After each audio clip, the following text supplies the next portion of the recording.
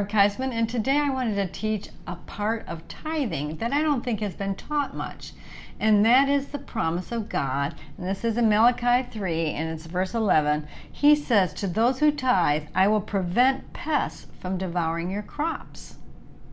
Now, we're not farmers anymore, but what God is saying there is He's going to protect their finances. They were farmers that grew crops all year long. He says, I'm not going to let the pests to devour your crops. I'm going to protect them because you tithe.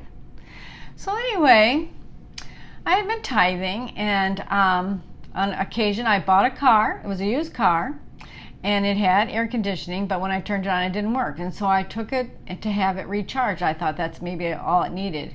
Paid $200 to get it recharged. It worked for a week, and then it didn't. And I'm like, $200 just went up in the air. I'm like, Lord, I feel like money didn't come easy back then. I'm like, I just lost $200. It just went up in the air. And then I thought about that scripture. I thought, Lord, I'm a tither, and you promised that you wouldn't let my crops be devoured. And I feel like my crops have just been devoured. My finances have just gone up in the air, and I want it restored. Lord, I want this to be restored. And that's how I prayed.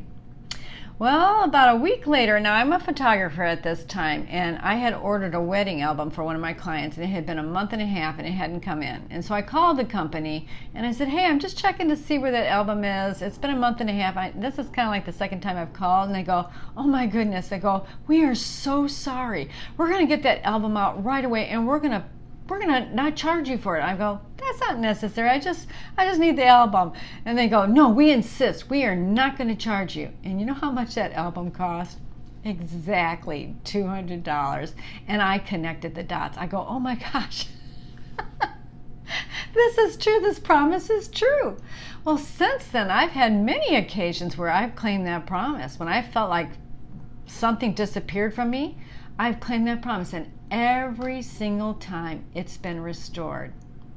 Now here's the second part to this. Had I not prayed that prayer and claimed that promise, it wouldn't have happened. We must claim the promises of God. Now there was a condition to this promise to those who tithe, but I met the condition.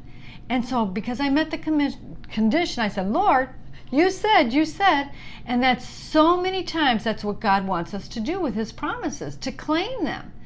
In the Israelites, there's a story in Joshua where the Israelites had just taken the land, and all the tribes except for 7 of them had claimed their inheritance. And He says to those 7, how long will you take to claim the inheritance of the land that the Lord your God has given you? How long is it going to take?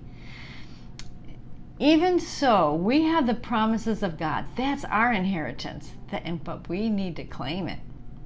We need to claim the promises. And I think it's God wanting us to acknowledge the promise. And so that when He answers the prayer, we're going to connect the dots. Lord, you do answer prayer. Lord, you do fulfill your promises. You do what you say you're going to do. Anyway, I hope this has helped. And I hope you'll claim that promise if you're a tither. Don't let the devil devour your goods. It's not God's will. It's not God's will. Anyway, I'm Barb Keisman, and you've been listening to Dare to Dream Once More.